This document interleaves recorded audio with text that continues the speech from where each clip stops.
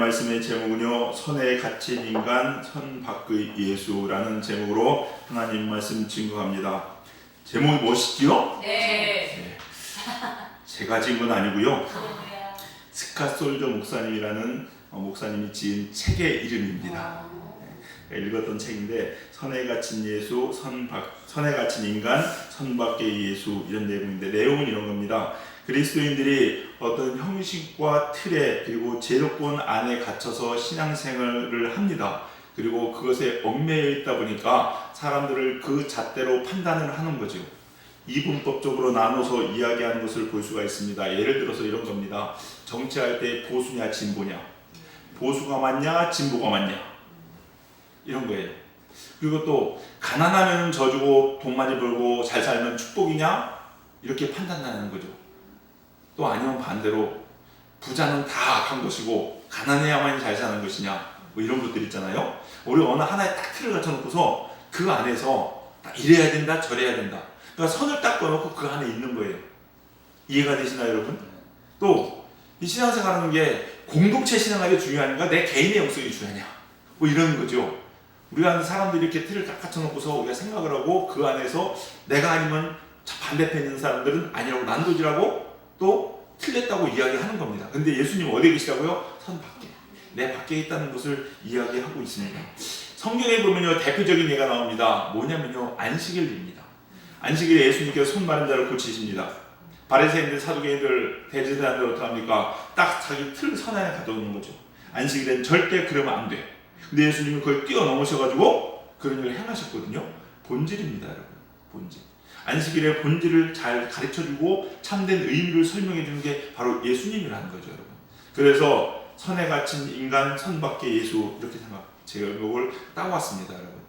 신앙생활하면서요, 참 주의하셔야 되는 것, 조심하셔야 되는 거 있다면 바로 그게 뭐냐면요, 형식적인 종교생활입니다, 여러분. 종교생활 절대 하지 마시기 바랍니다. 신앙, 믿음 생활을 하셔야 돼요. 종교생활. 종교생활이라는 건 형식을 얘기하는 겁니다. 이게 중요한 거예요. 우리의 신앙은요, 형식이 아니라 뭡니까? 본질입니다. 본질. 이게 살아있어야 됩니다. 근데 많은 사람들은요, 이 형식만 갖추고 있으면 다 됐다고 생각합니다. 그리고 이 형식 안에 들어와 있으면 나는 구원받을 거라고 생각을 합니다. 그런데 안타깝게도 안 그렇습니다, 여러분. 오늘 본문의 내용을 읽었는데 제가 예레미야 26장 전체의 내용을 설명해 드리면 이런 내용입니다. 예레미야가 하나님 말씀을 전합니다. 전하는데 누구한테 전하느냐? 2절에 보니까요, 여호와의 성전에 와서 예배하는 자에게, 하나님을 예배하려고 하는 자들에게 하나님 말씀을 증거하고 있습니다. 근데 그 내용은 무엇이냐? 이 성전이 완전히 황폐해진다는 겁니다. 무엇처럼? 6절에 보니까 실로와 같이 된다고 이야기합니다.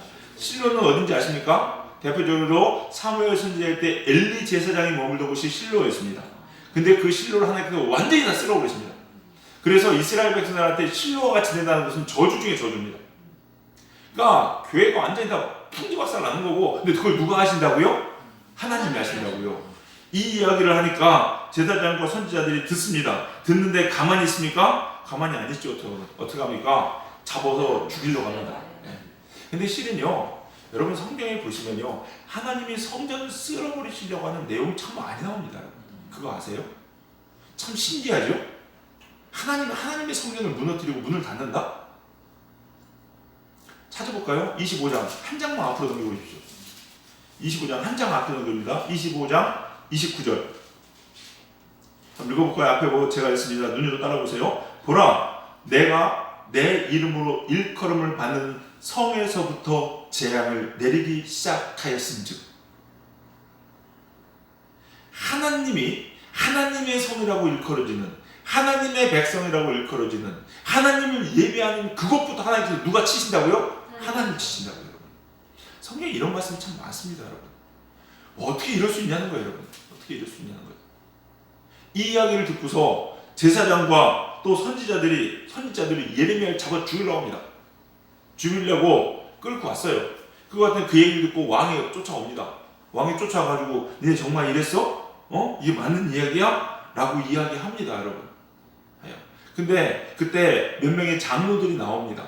장로들이 나와서 뭐라고 얘기하느냐, 잠깐만 좀 진정하십시오. 그러면서 옛날에 히스기야 왕 때에 미가 선지자가 있었는데 그 선지자가 이 예레미야가 한 말과 똑같은 말을 했습니다.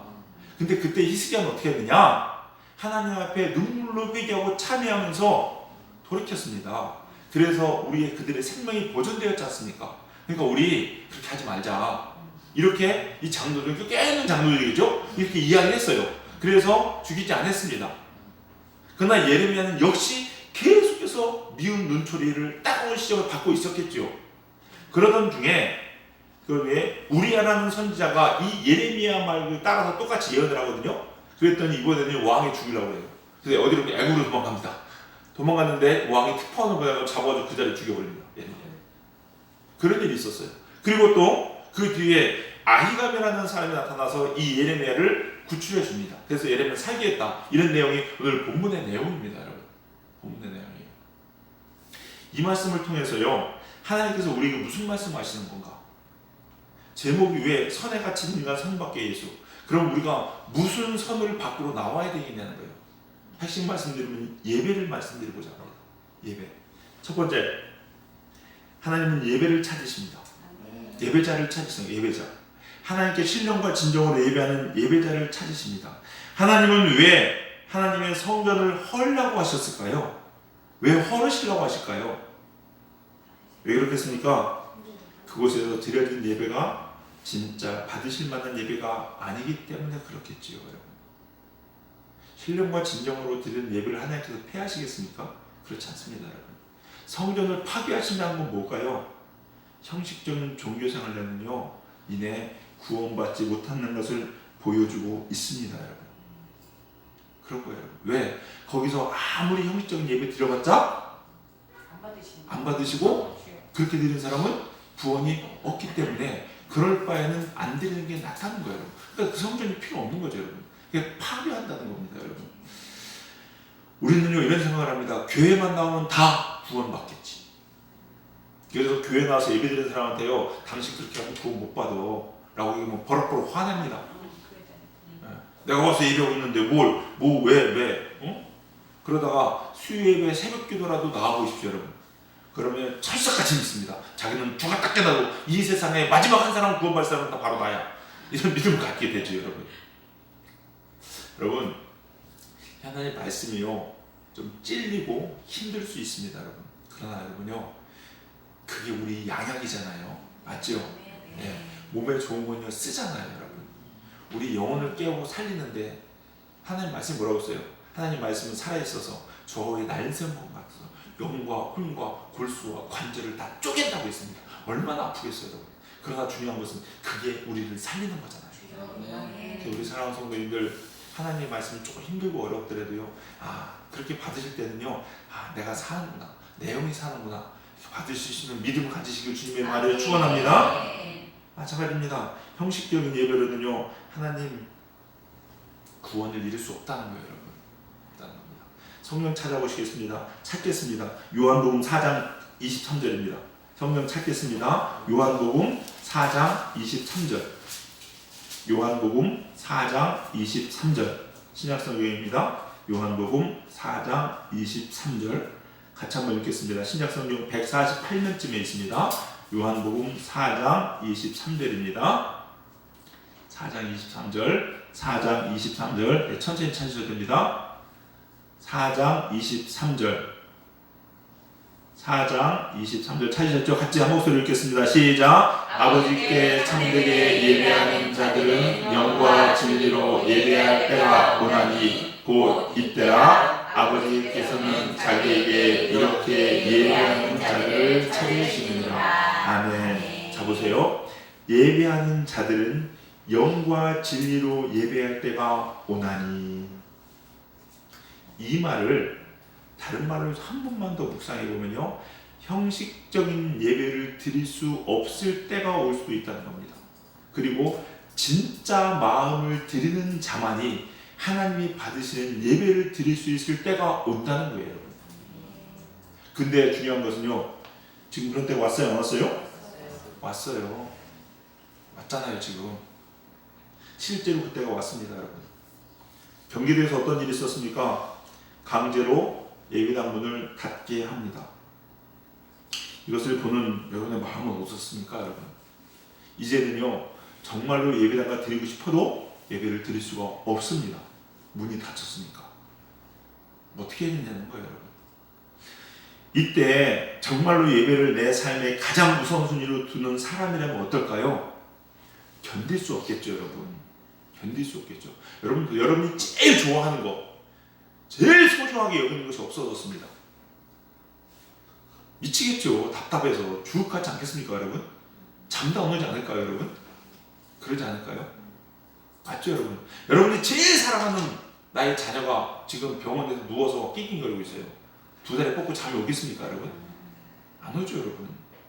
내 삶에서 예배를 가장 첫 번째로 두었던 사람이라면요, 예배당에서 예배드릴 수 없다는 그 자체가요, 얼마나 힘들고 어렵겠습니까? 반대로 형식적인 예배를 드리는 사람이었었어요. 아직도 뭐 그냥 이런 사람이라면 예배당 문이 닫혔습니다. 아니 뭐 그냥 한두 달 쉬지 뭐, 상황 풀리면 드리면 되지 뭐, 가지고 살 날이 아직도 구말인데 한두 번 안 드리고 한두 달 안 드렸다고 뭐 이렇게 뭐 별일이 있을까? 여러분 이러지 않을까요, 여러분? 이러지 않을까요? 여러분 한번 스스로 한번 생각해 보시기 바랍니다. 하나님은요, 어떤 사람의 마음을 받으시고 어떻게 판단하실까라는 겁니다. 여러분. 누가 정말로 형식적인 예배를 드리는 사람이고 누가 정말로 신령과 진정으로 하나님께 예배하는 자냐는 거죠, 여러분. 뛰어넘어야 됩니다. 내가 그냥 안에 예배당 안에 있다고 그냥 내가 다 예배드리는 사람이 아니라는 거예요, 여러분. 우리들은 이 선에 들어앉아 있으면서 내가 이 선에 들어와 있으니까 다 괜찮으라고 얘기하는데 하나님은 아니시라니까요. 그 선 밖에 나가 있는 분이 바로 예수님이시잖아요. 우리 삶이 우리 예배가 그래야 된다는 겁니다. 우리 사랑하는 성도들 진짜 신령과 진정으로 예배드리시기 바랍니다. 제가요 가슴 아픈 얘기를 들었는데 여러분 이게 오늘 하나의 성전이 문을 닫게 하신다는 이런 말들이요, 이게 그냥 하는 말이 아닌 게요, 인터넷으로 요즘 예배드리죠. 큰 교회들은 뭐 거의 예외 없이 예배 드리게 될 수밖에 없는 상황이 되고 있고 또 많은 교회들이 인터넷으로 예배 드립니다. 그런데요, 큰 교회들이 비상에 걸렸는데 뭐가 비상 걸린지 아십니까? 인터넷 접속자 수가, 인터넷 접속이 나오잖아요. 통계가. 접속자 수가 자기 교회 등록 교인의 10분의 1밖에 안 된답니다. 그러니까 우리 교인이 10,000명이었어요. 그러면 그 사람들이 정말로 예배드리는 사람은 10,000명 접속돼야 되는 거 아니에요? 맞죠? 네. 맞아요. 진짜 바빠서 어떻게 친다 치더라도 한 90%는 예배 드려야 그래도 이게 조금 면목이 있지 않겠습니까? 그런데 10분의 1, 10분의 1, 90%가 예배를 안 드린다는 거예요. 90%가. 그러면은 앞에 되겠듯이 예배당에 갈 수 없을 때 하나님 예배 밑에서 가슴 치는 사람은 몇 %라는 얘기예요? 10%, 10%. 그리고 나머지 90%는요, 다 형식적인 예배 드렸다고 이야기하지 않을 수 있냐는 거예요, 여러분. 그러면요, 여러분이 하나님이라고 한번 생각해 봅시다. 하나님이라고. 딱 보니까 교회가 수두룩 빽빽한데 10%만 신령과 진정으로 예배드리고 90%가 형식적으로 예배드린다. 회사도요, 거품 빼지요. 회사도 거품 뺍니다. 맞죠? 하나님은 거품 빼고 싶지 않으실까요? 이런 생각 안 해보셨어요? 이게요, 민낯이 드러나잖아요, 여러분. 이 코로나 사태로 인해서 가만히 묵상해 보면요, 이거 같아요. 왜 하나님께서 교회의 문을 닫게 하셨을까? 우리의 진짜 믿음을 딱 수면 위로 다 드러냈잖아요. 우리의 실상이 현실입니다, 여러분. 현실이에요. 정말로 이 땅에 예배하는 사람들은요, 물론 이걸 다 단정적으로 다 그렇다고 얘기 못할 수도 있을지 모르겠습니다. 그러나 적어도 이런 일이 드러났다는 것은요, 뭔가 문제가 있다는 얘기 아니에요, 여러분. 있다는 얘기 아니에요. 우리 사랑하는 성도님들, 진짜 형식적으로 드리지 마시고 정말로 하나님 앞에 신령과 진정으로 예배드리는 우리 성도님들, 그리고 또 이 종들님들 간절히 주님의 이름으로 소망합니다. 아멘. 우리 그럽시다. 아멘. 할렐루야. 아멘. 찬양 있죠. 모든 상황 속에서, 모든 상황 속에서 주님을 찬양하나요? 아멘. 코로나 속에서도 예배하나요? 제가요, 요즘 이렇게 찬양을 하고 기도하면서 예배드리면 느끼는 게 뭐냐면요, 이 찬양 가사 하나하나도요 한번 생각해 보세요, 여러분. 이게 내 정말로 신앙의 고백이 된다고 얘기하면요, 이 가사 하나하나 하는 게 쉽지 않습니다, 여러분.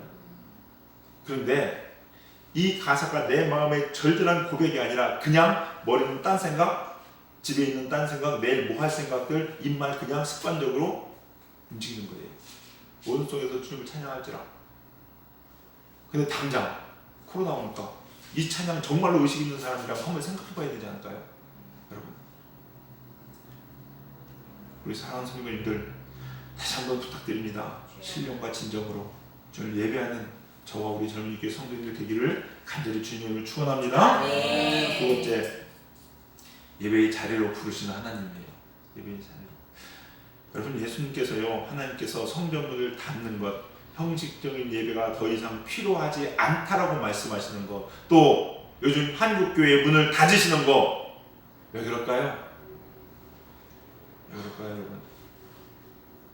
이게요, 진짜 교회 문 닫아! 다 필요 없어. 버리는 걸까요? 아니요. 하나님께 돌아오라고. 제가 어렸을 때 이런 일 참 많이 있었습니다. 무조건 혼났어요. 밥을 먹을 때 저희는 시골이었으니까 밥상을 딱 들고 옵니다. 밥상을 부모님이 들고 오시면 아버지, 어머니, 또 제 동생들하고 나랑 이렇게 밥을 먹어요. 밥을 먹는데 밥을 먹을 때 TV가 켜있을 때가 많죠, 여러분. 네. 그러면은 꼭 TV 켜있을 때 그냥 하나 궁금해요, 저는. 그래가지고 밥을 먹다 한 숟갈 뜨고 이렇게 보고 있어요, 이렇게 TV를. 반찬 여기 있는데 TV문으로 가 있어요. 그러고 나서 딱 보고 나서 다 먹어서 딱 올라오면 밥이 없어졌어요. 밥이 어디 간 거예요, 도대체? 당황되는 거지. 그러면 어떻게 된다 하십니까? 저희 부모님이 밥을 치워버린 거예요. 야, TV 봐, 그냥 밥 먹지 마.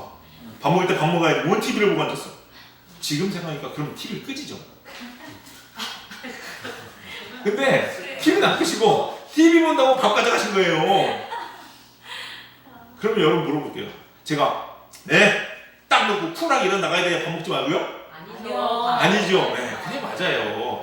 무슨 얘기예요? 밥 열심히 먹으라고 부모님이 저한테 그러는 거잖아요. 그럼 맨날 혼나고서 안 그럴게요 해가면서 밥을 다시 먹고 이렇게 참 많이 혼났어요. 네. 근데 여러분, 밥 치우는 게요, 뭐 하라고? 밥 잘 먹으라고. 하나님이 성전문을 닫으신 이유가 정말로 이제 더 이상 영원히 예배드리지 마 라고 이야기하는 것이며, 우리를 쳐서 버리기 위하신 것인가요? 아니죠, 여러분. 아니죠. 뭐 하기 위하심입니까? 우리에게 돌아오라고, 진짜 예배 드리라고 부르시는 겁니다. 성경 말씀 보실까요? 3절을 읽다 보니까요, 보세요. 3절입니다. 본문입니다. 예레미야 26장 3절에 그들이 혹시, 이 혹시라는 단어가 여러분 어떻게 받아들이세요? 그들이 혹시 하나님이요, 예레미야한테, 야, 내가 이렇게 하면은 그래도 혹시 한 사람이라도 좀 의식 있는 사람 돌아오지 않을까? 혹시 한 사람이라도 혹시 있지 않을까? 그럼 이런 하나님의 마음 아닐까요? 한국교회 문을 닫으면은, 야, 그래도 한국교회 그래도 잠자고 있던 영혼이 혹시 일어나면 좀 깨어나지 않을까? 이런 마음으로 하나님 일하시는 게 아닐까요, 여러분? 이게 하나님 메시지 아니겠냐는 거예요, 여러분. 근데 생각해보세요. 하나님이요, 정말로 한 사람이라도 그렇게 정말로 하나님 혹시 했는데 역시 하고 한 사람이라도 돌아온다면 하나님 일 하실까요, 안 하실까요? 하시죠. 할 만한 충분한 가치가 있지 않겠냐는 거예요. 가치가 있지 않나요? 이게 하나님의 마음입니다, 여러분. 우리 사랑하는 성도님들 어떻게 해야 될까요? 깨어납시다, 이제. 그리고 하나님이 옛날에 기억하지 않는다고 했으니까 지금부터라도요, 진짜 신령과 진정으로 예배 드립시다. 찬양 어제도 했고 오늘도 했고 내일도 할 거니까 그냥 대충 하는 것이 아니라 목청 터지게 하나하나 그 가사에 내 진짜 기도를 담아서 정말로 예배 드리고, 말씀 한마디 한마디 하나님 말씀 놓칠까 전전긍긍해가면서 이걸 어떻게 해야 이 말씀으로 받을까 해가면서 기도하면서 받는 그러한 예배자들 되시기를 주님의 이름으로 간절히 축원합니다. 세 번째, 또 하나, 선 밖의 예수. 여기서 중요한 게 뭐겠습니까? 이제부터는요, 어느 곳이든지 내가 있는 곳이 예배의 처소가 되게 하셔야 합니다. 예배당 문이 닫혔으니까 끝난 게 아닙니다, 여러분. 여러분, 북한에는요, 하나님을 믿는 정말로 신실하고 순결한 하나님의 백성들이 참 많이 있습니다. 교회 북한에 예배당이 있어요, 없어요? 없어요. 없어요. 그들은요, 뒷산에 올라가서 예배드리고요, 굴에 들어가서 예배드리고요, 집에서 숨어서 예배드리고요, 헛간에 불도 없이요, 찬양도 소리 못 내고 뻥뻥뻥뻥 예배드리고요, 예배드려요.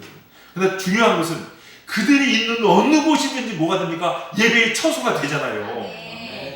그래야 됩니다. 이제 말세에는요, 말세에는, 이 마지막 때에는 예배당 건물이 있고 없고가 중요한 것이 아니라 정말로 예배하는 사람들 모인 그 자리가 예배의 처소가 되게 돼 있어요, 여러분. 설령 문이 닫혔다 할지라도 하나님의 사람들은 예배하게 모일 줄로 믿습니다. 그게 우리들의 모습이 되어야 된다는 거죠. 앞으로 우리가 드리는 예배는요, 예배당 안에 있는 갇혀있는 예배가 아니라 뭡니까? 예배당 밖에서 삶으로 나타내는 예배를 드려야 되는 것이고요, 환경의 상황이 어떤지 관계없이 내가 있는 그곳이 예배의 자리가 되고 예배당이 되어야 됩니다, 여러분. 내가 그곳에 있음으로 인해 하나님의 임재가 나타나야 됩니다, 여러분. 이게 진짜 마지막 때에 하나님 찾으시는 예배자들입니다. 예배자들이에요. 우리 사랑하는 성도님, 저도 그렇고 여러분도 그렇고 이런 예배자가 됩시다. 제목이죠. 선에 갇힌 인간 선밖에 예수. 이 말씀의 제목을 묵상하면서요, 내용은 물론 다른 여러 가지 내용이 있는데 오늘 말씀과 이 제목을 잡으면서 묵상하면서 이런 생각이 들었어요. 예배라는 측면을 생각해 볼 때 예배당 안에서만 고백되어지던 우리의 믿음과 신앙은 이제는요, 선 밖으로 나가서, 예배당 밖으로 나가서 삶 가운데 고백되어지는 순종과 믿음이 되어야 됩니다. 그게 바로 예배당 밖에서 역사하시는 예수님의 능력이라는 거죠. 옛날에는요, 교회당 안에서만 좋았어요. 이곳에서만 예배하는 것 같았었는데 이제는요, 그게 아닙니다.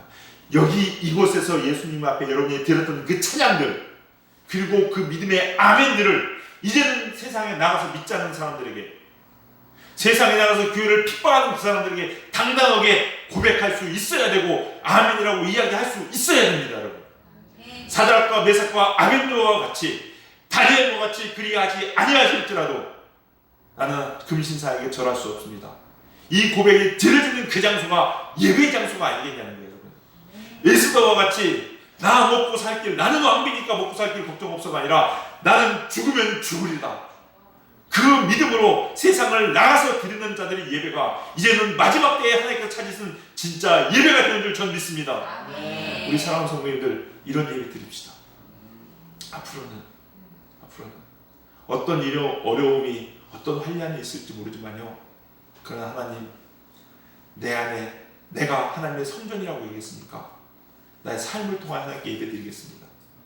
내 신앙의 고백이 내 삶 가운데 드러나는 예배로 하나님을 기뻐하는 예배드리는 사람들 되겠습니다 라고 고백할 수 있는, 또 그런 삶을 살 수 있는 여러분 되시기를 주님의 이름으로 간절히 축원합니다. 마지막 때의 이 징조를 부인할 수 없을 정도로 요즘은 분명하게 드러나고 있습니다. 이 시대에 오직 우리가 붙잡아야 될 것은요, 성전 건물이 아니라 예수님입니다. 이제는 정말로 먹든지 마시든지 무슨 일을 하든지 예수님을 위한 삶을 살아야 되고, 그것이 마지막 때를 살아가는 승리자의 삶의 비결이고 진정 예배하는 예배자의 모습인 줄 믿습니다. 우리 사랑하는 성도님들, 꼭 이렇게 승리하시는 저와 여러분, 그리고 우리 젊은이 교회 되기를 주님의 이름으로 간절히 축원합니다. 기도하시겠습니다. 사랑과 은혜가 풍성하신 주님께서는 마지막 때에 신령과 진정으로 예배하는 자를 찾는다고 주님 말씀하셨습니다. 하나님, 여기 마지막 때에 우리 삶으로 주님을 예배하고 신령과 진정으로 주님을 예배하는 당신의 백성들이 있는 줄 믿습니다. 하나님, 우리에게 힘주시고 능력 주시옵시사 예배에 승리하는 삶 살게 하여 주시옵소서. 어느 곳이 되든지 우리 사랑하는 성도님들 가는 그곳이 예배의 처소가 되게 하여 주시옵시고, 하나님의 인재가 우리 사랑하는 성도님들을 통하여 드러날 수 있도록 역사하여 주시옵소서. 우리 성도님들 밟는 땅마다 드리는 예배들마다 하나님의 역사가 나타나 그 밤의 세력들, 어둠의 세력들이 물러가고 예수 그리스도의 승리가 선포될 수 있도록 주님 역사하여 주시옵소서. 감사드리며 예수님의 이름으로 기도했사옵나이다. 아멘. 할렐루야. 네, 승리하신 여러분 되시기 바라겠습니다. 광고입니다. 여러분 예배 열심히 드립시다. 그리고 교회를 위해서 기도 많이 부탁드리겠습니다. 그리고 여러분 요즘은요 다 같이 기도해야 될 때입니다. 여러분 기도해야 될 때요. 지금 기도밖에 아무것도 없습니다. 나라 민족을 위해서, 위정자들을 위해서, 또 교회를 위해서, 성도님들을 위해서 기도 열심히 합시다. 여러분 4월 달에 투표 있죠? 선거 있죠? 선거 있습니다. 여러분 기도하셔야 됩니다. 누가 뽑혀야 될까요? 정치 잘하는 사람들? 내가 좋아하는 사람들? 아니요. 하나님의 사람. 하나님 두려워하고 하나님 경외하는 사람. 저는 당 모릅니다.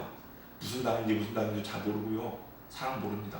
그러나 기도하셔서 꼭 응답 받으시고 꼭 하나님의 사람들 뽑으실 수 있는, 그래서 이 나라의 민족이 하나님 말씀 가운데 굳건히 서는 이 축복의 땅 되기를 간절히 소망하면서 우리 기도하면서 투표하시기 바라겠습니다.